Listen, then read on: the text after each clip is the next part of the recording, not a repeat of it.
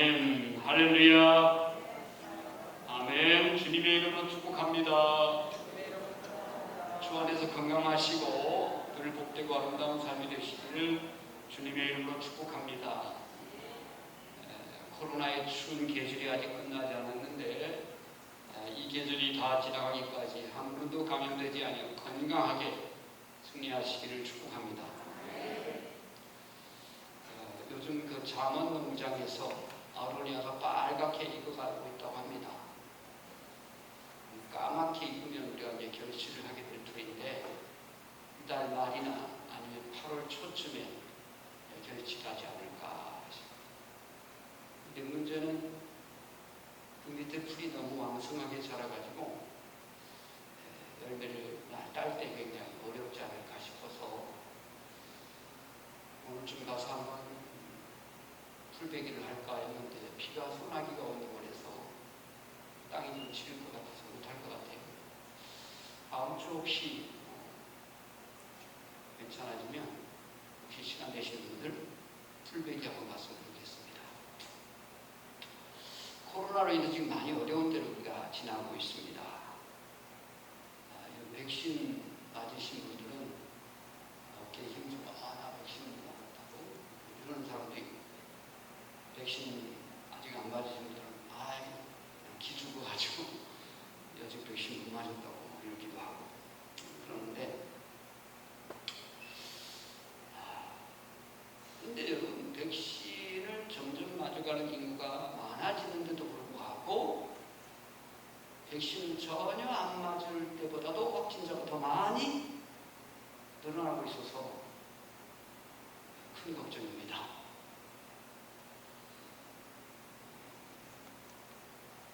왜 그러는가 봤더니 이 코로나라는 녀석이 자꾸 변장을 하고 변형을 일으킨다는 거예요. 처음 코로나 바이러스가 중국 우한에서 이제 발생했다 해서 우한 코로나 그러다가 어느 나라를 지칭하는 거 합당하지 않다라고 해가지고 이제는 코로나19로 표현하다가 이게 전 세계적으로 퍼지면서 그 나라에서 이제 코로나가 변형이 되다 보니까 코로나 그 변형된 알파, 코로나 변형된 베타, 코로나 변형된 감마, 코로나 변형된 델타 이런 식으로 지금 헬라어 알파벳을 지금 붙이고 있죠. 영국에서 처음 코로나 변이가 이렇게 나타나니까 영국 코로나라고 하지 않고 코로나 알파. 어떤 남한공화국에서 또 이렇게 코로나가 발생하니까 이번에는 코로나 베타. 브라질에서 또 코로나가 변이가 발생하니까 코로나 감마. 인도에서도 코로나가 발생하니까 코로나 델타. 이러다가 이제 알파벳 헬라어 알파벳 24글자, 맨 글자가 오메가인데 오메가까지 다 쓰게 될지 모르겠어요. 그러니까 우리가 더 많이 기도하고 더 많이 조심해야 할 때가 아닌가 하는 생각을 듭니다. 성도님들 단 한 번도 이 코로나에 감염되지 아니고 끝까지 승리하시길 축복합니다. 지난주에 감사에 대한 말씀을 드렸는데 오늘도 맥추절 맞이하면서 맥추절과 성령이라는 제목으로 은혜를 나누고자 합니다. 맥추절을 77절이라고도 합니다. 그것은 이제 안식일 이튿날 요제, 곡식을 흔들어서 하나님께 드리는 그런 제사를 말하는데 이 요제를 드리는 날로부터 이제 7주간이 지났다. 그래서 77절이라는 말이 나오게 되고요.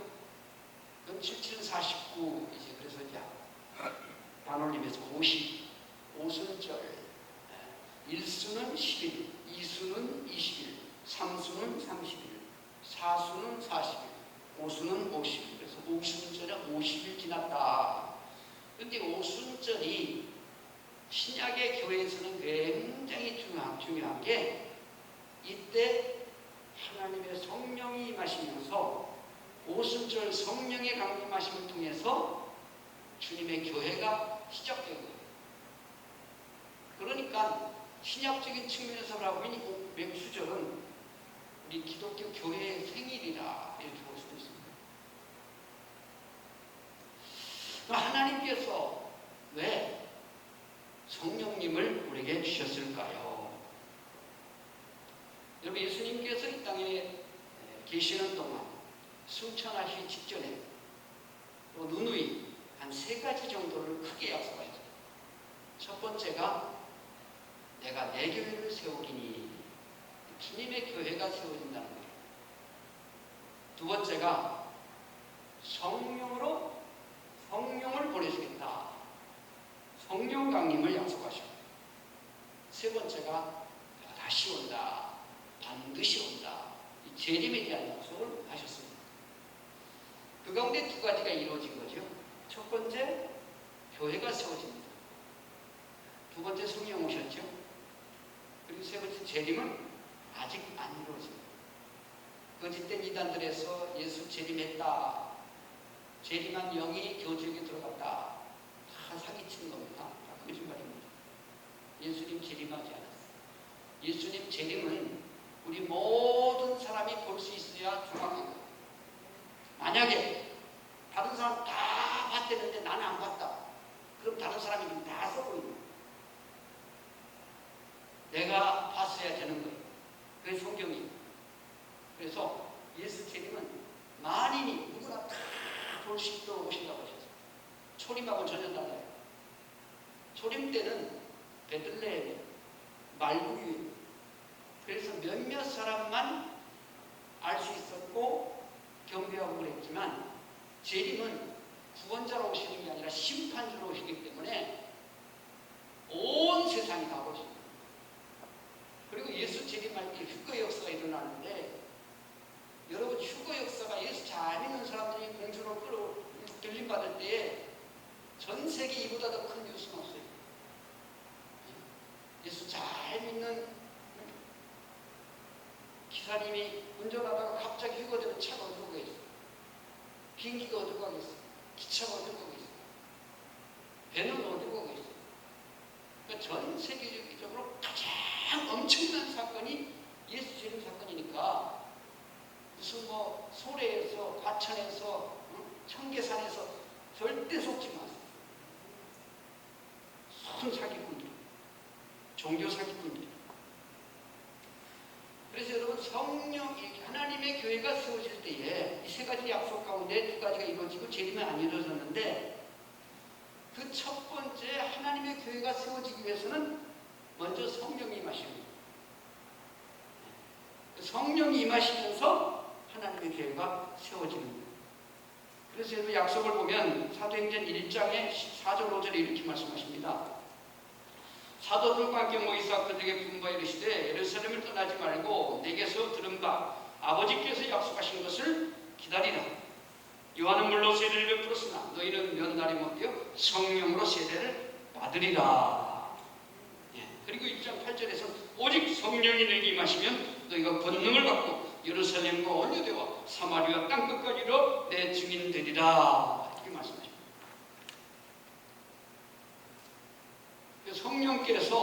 성령께서 이 땅에 오시는 이유,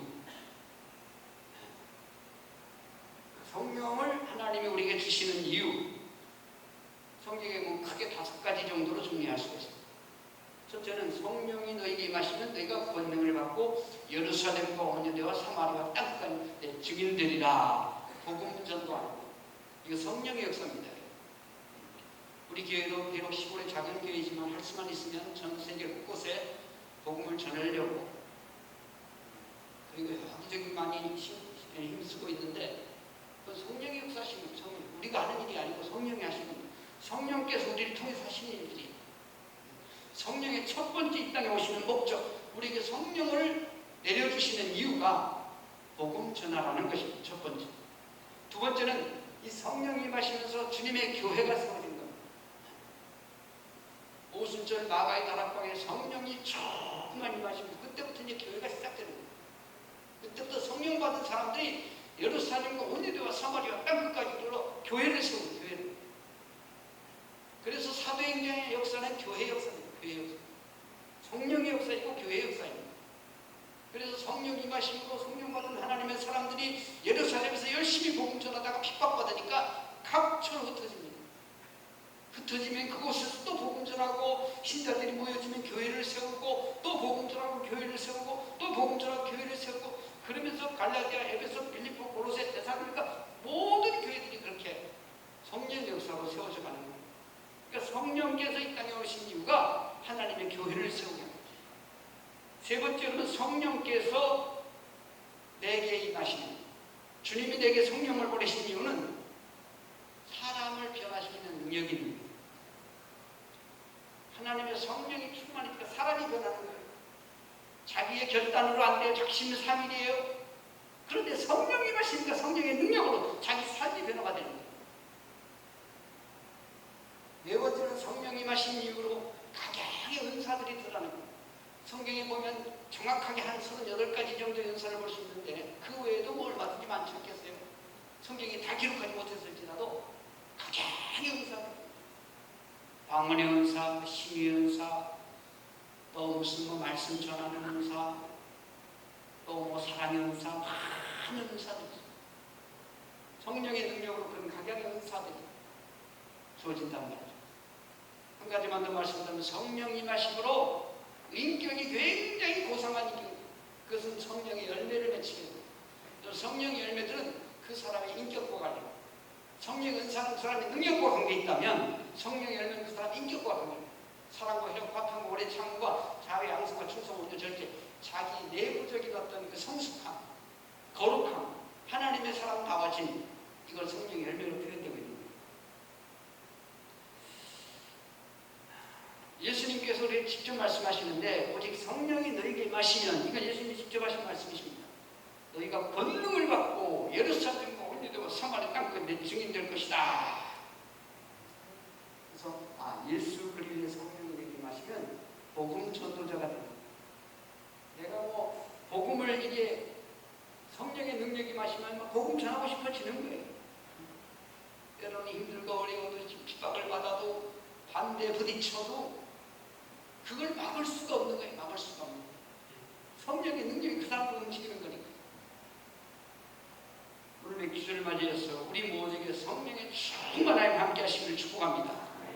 그리고 성령의 그 권능을 가지고 땅끝까지 복음 전하는 데 길게 쓰임받는 하나님의 사람들 되시기를 축복합니다. 그렇다면 성령께서 내게 임하신 것을 어떻게 할 수 있을까? 어떻게 할 수 있을까?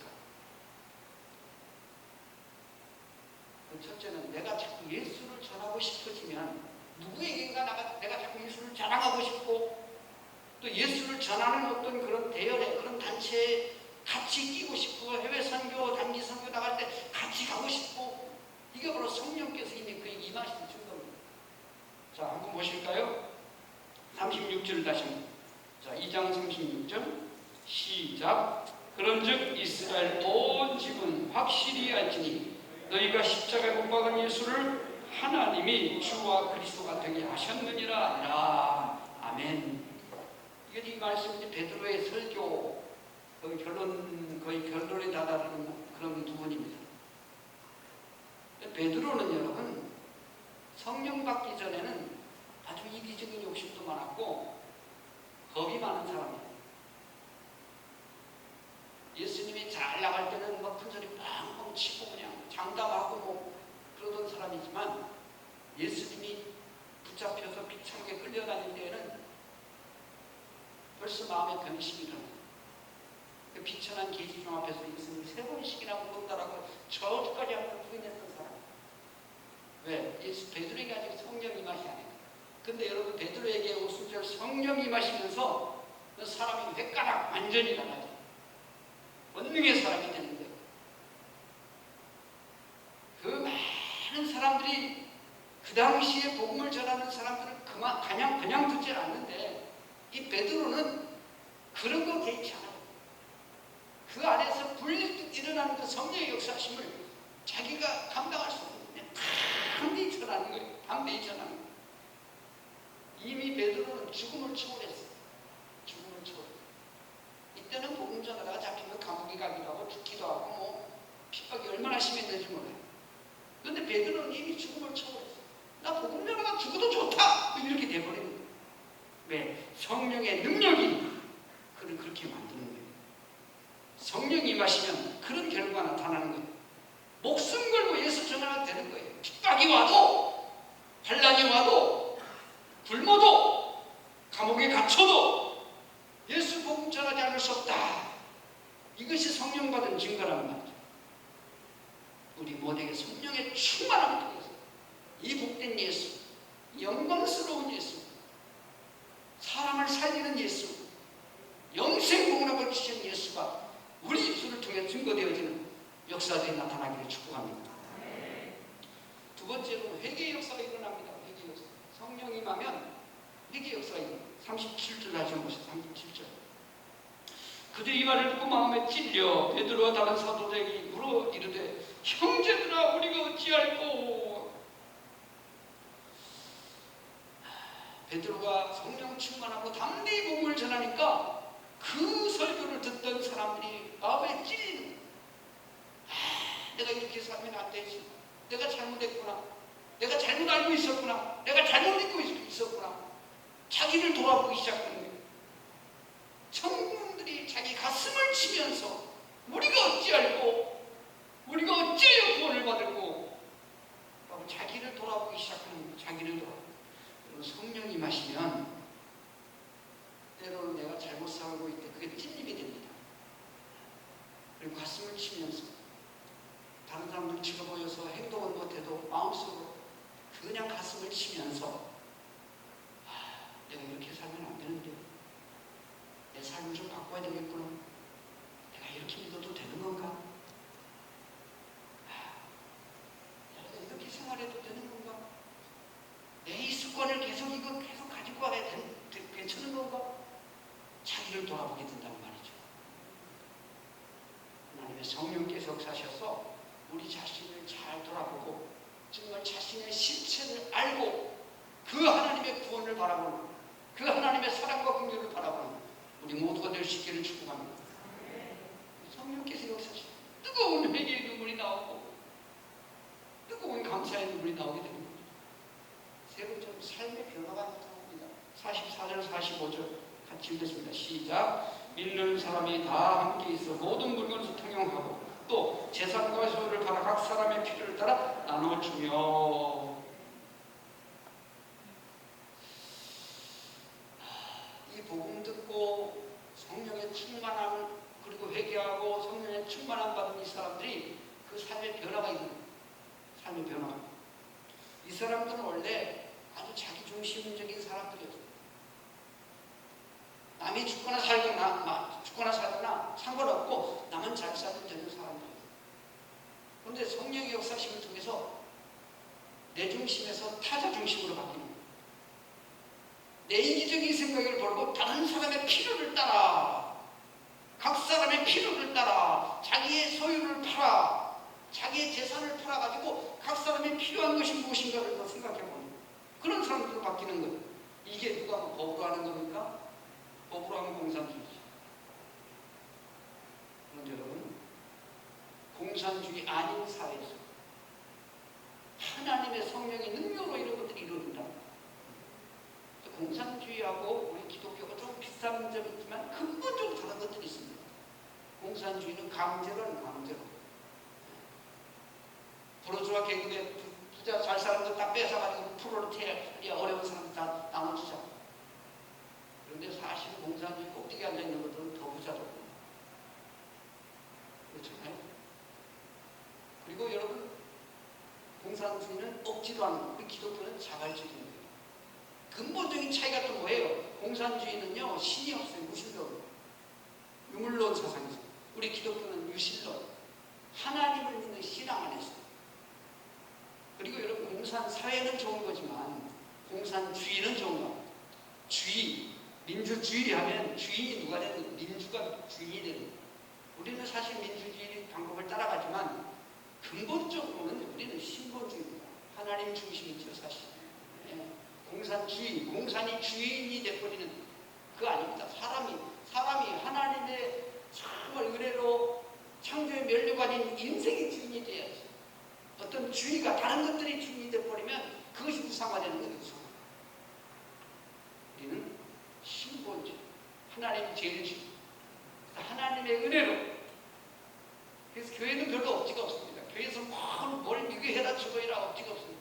하나님의 은혜 받은 사람들이 교회에서 뭐 헌금해라 이런 일 별로 하지 않잖아요. 근데 하나님 은혜 받은 사람들이 감사하니까 그냥 헌금합니다. 너무 감사한 게 저 상반기 결산을 하면서 보니까 그래도 위에서 예산 세운 거 거의 그 이상으로 잘 달성이 되는 거예요. 언제 뭐 헌금한 설교 한 번 하지 않지만 이게 다 하나님 은혜에 감사해서 믿음으로 다 하니까 되는 거예요.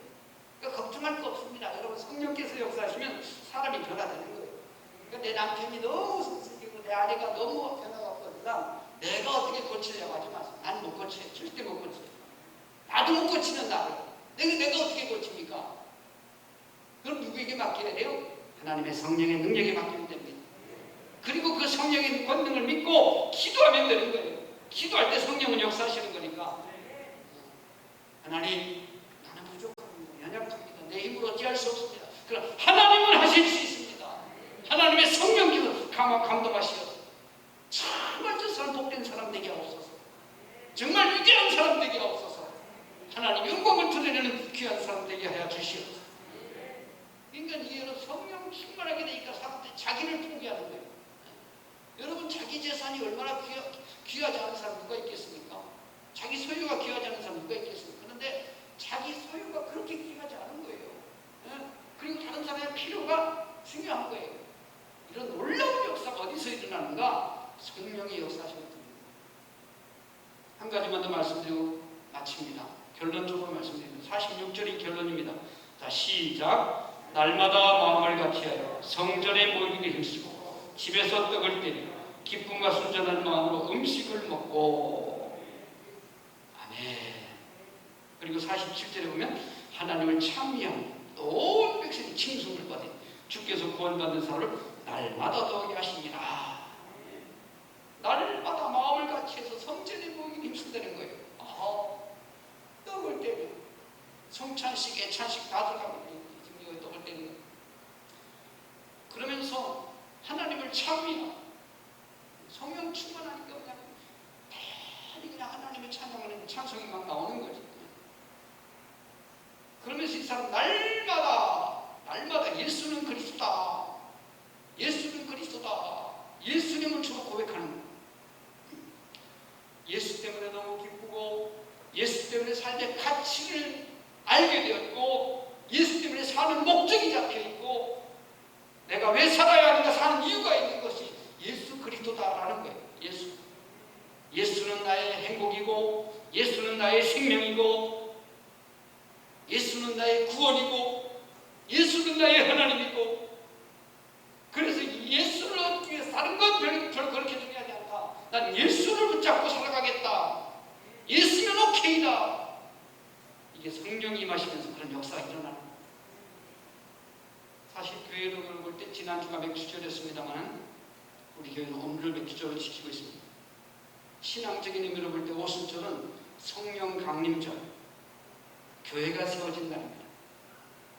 그래서 교회는 성령 충만해야 할 줄로 믿습니다. 성령 충만을 사모해야 할 줄로 믿습니다.